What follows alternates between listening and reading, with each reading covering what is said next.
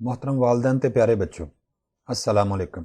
तुसां मुख्तलिफ ज़राए नाल खबरां सुनियां होणगियां कि पाकिस्तान विच सारे स्कूल्स 15 सितंबर तो खुल रहे हैं। सोशल मीडिया ते टीवी के जरिए भी यह खबर दी जा रही है, लेकिन याद रखो यह गल ये कन्फर्म नहीं, यानी यह पक्की गल नहीं है। असल गल है वे कि अजे तक जो कुछ भी ऐलान होंदे ने पे सारे हवा च होंदे ने पे। 15 सितंबर नूं स्कूल खुलण दा ऐलान शर्ती है। शर्त है वे कि अगर कोरोना वायरस की सूरत हाल कंट्रोल च होई तो फिर स्कूलों नूं 15 सितंबर नूं खोलिया जाएगा। और यह फैसला करने वास्ते कि कोरोना वायरस की सूरत हाल कंट्रोल च है वे कि नहीं, 7 सितंबर नूं इस्लामाबाद च एक मीटिंग होनी है जिहदे विच यह फैसला होना है कि स्कूल्स नूं ओपन करन दा हुकूमत का कोई इरादा है वे कि नहीं।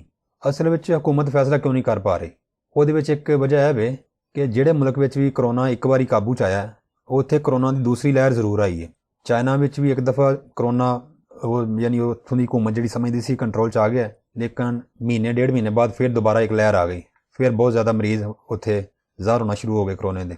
न्यूजीलैंड भी यही होया, उत्थे भी हुकूमत ने दावा किया कि कोरोना का कोई भी मरीज़ एक भी मरीज़ न्यूजीलैंड च नहीं रहा, लेकिन उत्थे फिर हुण दोबारा कोरोना की दूसरी लहर आ गई है। पाकिस्तान च अजे पहली लहर भी कंट्रोल नहीं हुई, अज भी 500 तो 600 मरीज़ रोज़ाना की बुनियाद पर कोरोना के नवे निकलते हैं पे। हुकूमत ऐसे कन्फ्यूजन का शिकार है और कोई हतमी तारीख नहीं दे पा रही, क्योंकि वजह ही कुछ ऐसी है। कोरोना की दूसरी लहर तो पाकिस्तान में सारे डरते हैं पे, हुकूमत भी डरती है पी, वजारत सेहत वाले भी डरते हैं पे, वजारत तालीम वाले भी डरते हैं पे, क्योंकि किसी को नहीं पता कि की होना है, अगू कोरोना की वबा किहड़ी शक्ल इख्तियार करती है, क्योंकि मुस्तकबिल का इलम तो नहीं ना किसी को भी। हुकूमत का स्कूल ना खुलण की एक होर वजह यह भी है कि सानू सारिਆਂ ਨੂੰ पता है कि साडियां आदतां किहो जिहियां ने। स्कूल साडे ओपन होए तो साडे बच्चों कभी भी एहतियाती तदाबीर नहीं करनियां। जिन्ने मर्जी SOPs बना लो, उन्ना उहदे ते अमल नहीं करना। ना किसी ने मास्क पाना है और ना ही बच्चों को एक दूजे तो दूर रहने ते कंट्रोल किया जा सकता है। लिहाजा फिलहाल ताज़ा तरीन खबर है ये कि अजे तक कोई भी खबर पक्की नहीं, हर पासे कन्फ्यूजन ही कन्फ्यूजन है। 7 सितंबर नूं यह फैसला होने का इम्कान है कि 15 सितंबर नूं स्कूल ओपन हो रहे हैं या नहीं हो रहे, और 15 नूं ऐसे शर्त ते ओपन हो सकते हैं कि अगर कोरोना की सूरत हाल कंट्रोल च होई ते। और अगर स्कूल ओपन होए भी 15 सितंबर नूं तो सारे बच्चों के ओपन नहीं होणगे।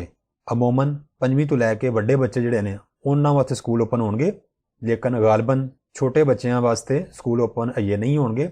और इस गल का इम्कान है कि जदों तक पाकिस्तान में कोरोना की वैक्सीन नहीं आएगी, छोटे बच्चों वास्ते स्कूल ओपन नहीं होणगे।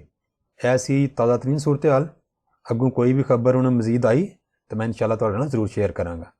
अपना बहुत ज़्यादा ख्याल रखियो। अल्लाह हाफिज़।